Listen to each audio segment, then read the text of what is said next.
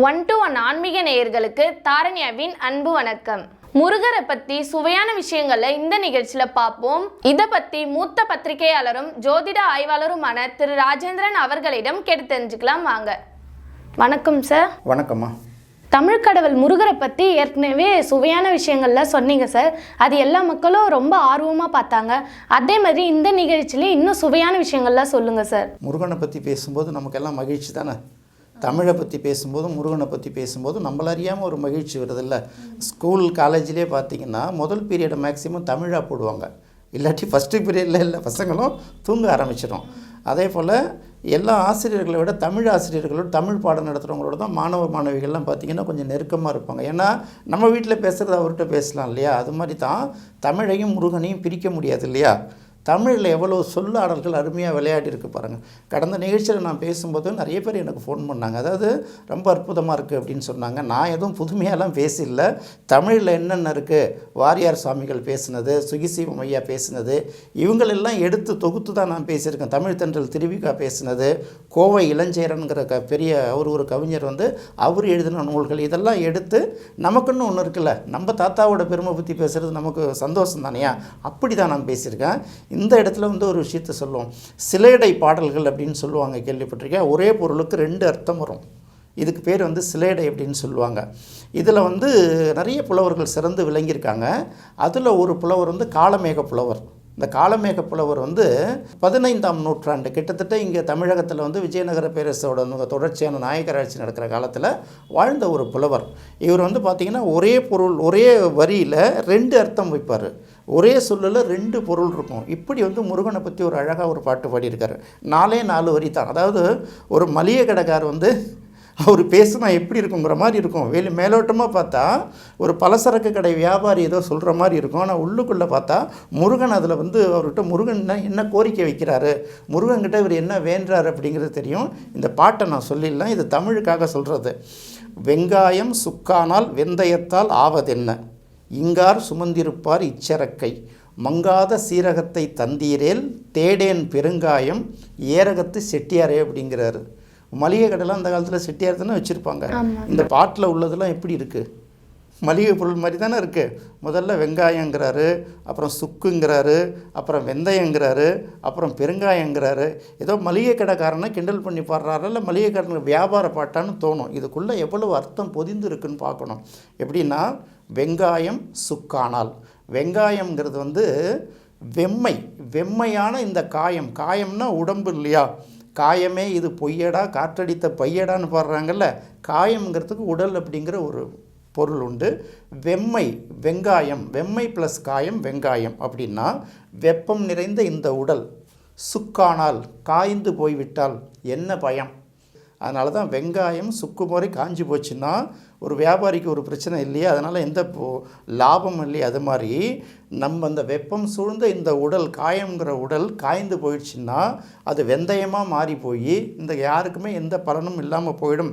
அயம்ங்கிறது இந்த இடத்துல இரும்புங்கிற ஒரு பொருளும் இருக்குது. அயச்செந்தூரம்லாம் நாட்டு மருந்து கடைகளில் சொல்லுவாங்க. அப்போ இந்த வெங்காயம் சுக்கானால் வெந்தயத்தால் ஆவதென்ன, இங்கார் சுமந்திருப்பார் இச்சரக்கைங்கிறாரு. பிரயோஜனம் இல்லாத இந்த உடம்பை எவன்டா சுமந்துருப்பான். விற்காத பொருளை எவனாவது கடையில் வச்சு மூட்டை கட்டி சேர்த்து வைப்பானா. அதுதான் இந்த இடத்துல சொல்கிறது. மளிகை கடையில் எப்படி போனியாகாத பொருளை மூட்டை கட்டி வச்சுக்க மாட்டானோ, அது மாதிரி இங்கே பயனில்லாத உடம்பில் பாதுகாத்து எவன்டா வச்சுருக்க போகிறாங்க சொல்கிறது தான். இங்கார் சுமந்திருப்பார் இச்சரக்கை, மங்காத சீரகத்தை தந்தீரேல். மங்காதன்னா வேஸ்ட் ஆகாத, டேமேஜ் ஆகாத சீரகத்தை தந்தீரேல். சீரகம்னா அது ஒரு மளிகை பொருள் தானே. சீரான அகத்தை தந்தீர் என்றால், சீருங்கிறது செம்மைப்படுத்தப்பட்ட, அகம்னா மனது, இதயம்.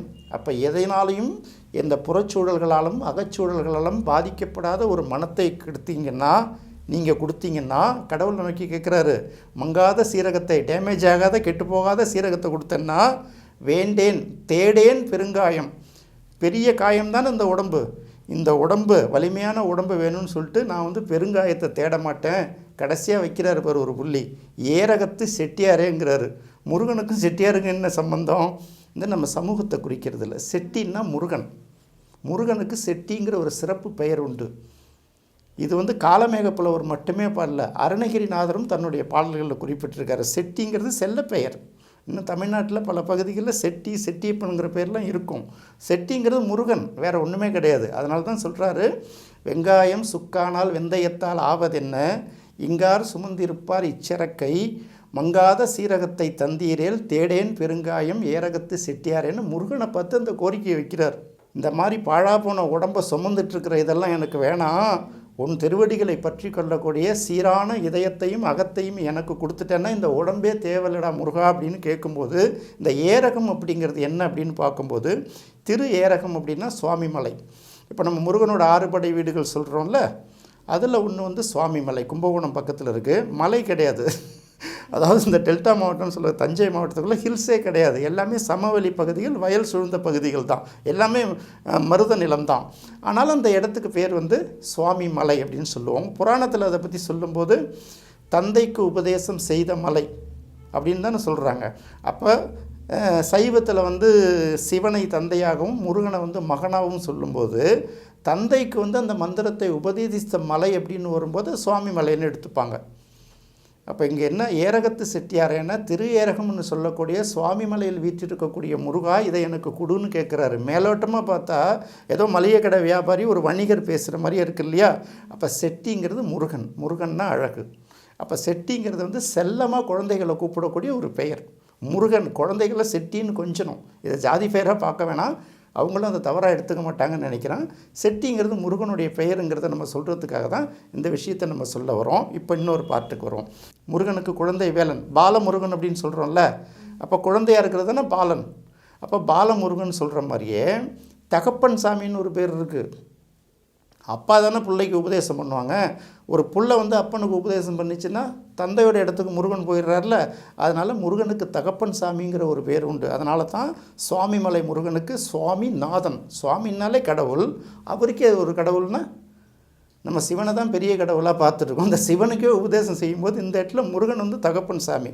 இதை சினிமா படத்தில் நம்ம பார்த்தோம்னா தெளிவாக தெரியும். நான் உபதேசம் செய்யணுன்னா நீ மாணவன் மாதிரி கீழே உட்காந்து கேட்கணும், அப்படி தானே சொல்கிறாரு. அதனால தான் என்ன சொல்கிற, சுவாமிமலை முருகனுக்கு தகப்பன் சாமிங்கிற ஒரு பேர் உண்டு. புரியுதா?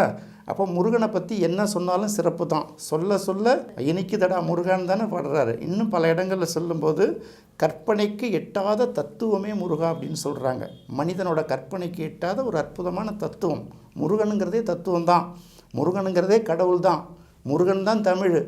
தமிழை பாடலன்னா முருகனை பாட முடியாதுன்னு அர்த்தம். அப்போ முருகன், தமிழ், கடவுள், தமிழகம் எல்லாமே அதுதான். அதனால தான் செவ்வாய் வந்து முருகனுக்கு வந்து நம்ம முக்கியமாக எடுக்கிறோம். எங்கள் ஆசான் வசந்தன் ஐயா வந்து பல இடங்களில் பேசியிருக்காரு, அது குறிப்புகள்லையும் எழுதியிருக்காரு. இந்தியா முழுக்க பார்த்திங்கன்னா கேரளாவையும் தமிழகத்தையும் இயக்கும் கிரகம் அப்படின்னு போகும்போது செவ்வாயை சொல்லுவார். இந்த செவ்வாய் பார்த்திங்கன்னா இதுதான் வந்து இதுக்கு தெற்கு, செவ்வாய்க்கு தெற்கு திசை. ஒரு கிரகத்துக்கு ஒரு திசை சொல்லிட்டு வரோம்ல. அப்போ செவ்வாய்க்கு தெற்கு திசை. அப்போ தெற்கு திசையை குறிக்கக்கூடிய கிரகம் வந்து செவ்வாய். செவ்வாய் குறிக்கக்கூடிய கடவுள் வந்து முருகன். அதனால தான் இந்த தமிழகத்திலையும் கேரளாவிலையும் இருக்கிறவங்க பார்த்திங்கன்னா அந்த உலகத்தில் உள்ள நிறைய தூதரகங்கள் இருக்குல்ல, இந்திய தூதரகங்கள், இதில் எப்படியாவது பார்த்திங்கன்னா கண்டிப்பாக கேரளாவை சேர்ந்தவர் ஒருத்தர் இருப்பார் அப்படின்னு சொல்லுவாங்க. அது மாதிரி உலகத்தில் நீங்கள் எந்த நாடுகளில் போனாலும் அங்கே தமிழர்கள் யாராவது ஒருத்தங்க 2 பேராவது இருப்பாங்க. தமிழர்கள் பெரும்பான்மையாக வாழக்கூடிய ஆப்பிரிக்க நாடுகள் இருக்குது. பல நாடுகளில் தமிழர்கள் வந்து இன்னும் நிறைய இடங்களில் வசிச்சுக்கிட்டு இருக்காங்க. அப்போ செவ்வாய் தானே உலகத்தை ஆளும். இப்போ செவ்வாய்ங்கிறது யார்? முருகன் தானே. அப்போ முருகத்தை ஆளுவார். நல்லா சொல்கிறேன், முருகனை வந்து பக்தியால் மட்டுமே வழிபடாமல் மனதாலையும் சொல்கிறோம்ல. பக்தி மார்க்க வழிபாடுங்கிறது வெறும் பூஜை புனஸ்காரம், இது முடிஞ்சோன்னா என்ன வச்சு படைக்கிறது, என்ன சாப்பிட்றதுங்கிறது தான். முருகனை வந்து மனதால் தியானித்து மனதால் வழிபடணும் இல்லையா. அப்போ செவ்வாயோடைய அருள் வேணும் நமக்கு. செவ்வாயோடைய அருள் இருந்தால் முருகனுடைய அருள் தன்னால் வந்து கிடைக்கும். அது வந்து அதுக்குன்னு செவ்வாய் கிரகம் வந்து பலவீனம் அடைஞ்சிச்சு நம்ம ஜாதகத்தில் அப்படிலாம் நினைக்க வேணாம். கடவுளுக்கு ஏது, நம்ம தானே வச்சுருக்கோம் முருகனுக்கு செவ்வாய் அப்படின்ட்டு. அந்த கேரக்டர் போர்க்கிரகம்ங்கிறதுனால செவ்வாய் அப்படின்னு வச்சுருக்கோம். அப்போது செவ்வாய் வலிமையாக இருந்தாலே அவங்க முருகனை தான் வழிபடணும். முருகனை தான் வழிபடணும்னா அவர் மட்டும் இல்லை, முருகனை வழிபடும்போது அவருக்கு இயல்பு. அப்போ முருகனை வந்து தத்துவார்த்த ரீதியாக வழிபடணும். அப்போ இதை தான் வந்து காலமேக புலவர் அழகாக பாடியிருக்காரு. இந்த சிலேடை பாட்டு அப்படின்னு சொல்கிறோம்ல. அப்போ சிலேடை பாட்டு இன்னொரு தடவை சொல்லிடலாமா பாட்டை? வெங்காயம் சுக்கானால் வெந்தயத்தால் ஆவதென்ன, இங்கார் சுமந்திருப்பார் இச்சரக்கை, மங்காத சீரகத்தை தந்தீரேல் வேண்டேன் பெருங்காயம் ஏரகத்து செட்டியாரேங்கிறாரு. இந்த ஏரகத்து செட்டியாரேன்னா சுவாமி மலையில் வசிக்கக்கூடிய முருகா அப்படின்னு சொல்கிறது தான். அதை தான் அந்த இடத்துல சொல்கிறாரு. அப்போ அந்த இடத்துல அவர் எந்த பூஜையும் சொல்லலை பாரு. அப்போ மனதுக்குள்ளே இறைவனோட திருவடிகளை பற்றி கொள்ளணும். முருகா உன்னுடைய திருவடிகள் என் இதயத்தில் பற்றி கொள்ளக்கூடிய அந்த வாய்ப்பை கொடுத்தோன்னா தேடேன் பெருங்காயம், இவ்வளோ பெரிய உடம்பை நான் தேடவே மாட்டேனே. அப்போ முருகனை மனதால் வழிபடணுங்கிறத இந்த ஒரு சிலையடை பாடல் மூலமாக நம்ம சொல்லணும். ஏன்னா முருகனை பற்றி சொல்ல சொல்ல இனிக்கும், கேட்க கேட்க இனிக்கும் இல்லையா? என்றும் இனிக்கும் இளமை இல்லையா முருகன்? நம்ம ஏற்கனவே படிச்சிருக்கோம் இல்லையா? முருகன்னாலே அழகு தானே, முருகன்னாலும் அழகு தானே. அதனால் இந்த தகவல் இது ஒரு சின்ன தகவல். அடுத்தடுத்த நிகழ்ச்சிகளில் இன்னும் நம்ம நிறைய நிகழ்ச்சிகளில் முருகனை பற்றி நிறைய பேசிக்கிட்டே இருப்போம். முருகனை நம்ம கடவுளாக பார்க்கறது ஒரு பக்கம் இருந்தால் கூட நம்மளுடைய முப்பாட்டனை பார்ப்போமே, அது நமக்கு பெருமை தானே. அதனால் செட்டினால் முருகன், முருகன்னால் அழகு. எவரை பக்திமயமாக வழிபடுறதை விட ஆத்மார்த்தமாக ஞான மார்க்கத்தில் வழிபடுறது மிகச்சிறந்ததுன்னு இந்த நிகழ்ச்சி மூலமாக நம்ம சொல்கிறோம். அவ்வளோதான். இந்த பாட்டு கேட்கும்போது பலசரக்கு கடையில் இருக்கிற பொருள் தான் ஞாபகத்து வந்து சார். அதுக்கப்புறம் இதோட விளக்கத்தை சொன்னப்போ நிறைய பொருள் புரிஞ்சுது சார். மிக்க நன்றி. நன்றிம்மா. இந்த நிகழ்ச்சி உங்கள் எல்லாருக்கும் பிடிச்சிருக்குன்னு நினைக்கிறேன். மீண்டும் மற்றொரு சுவையான நிகழ்ச்சியில் சந்திப்போம். நன்றி, வணக்கம்.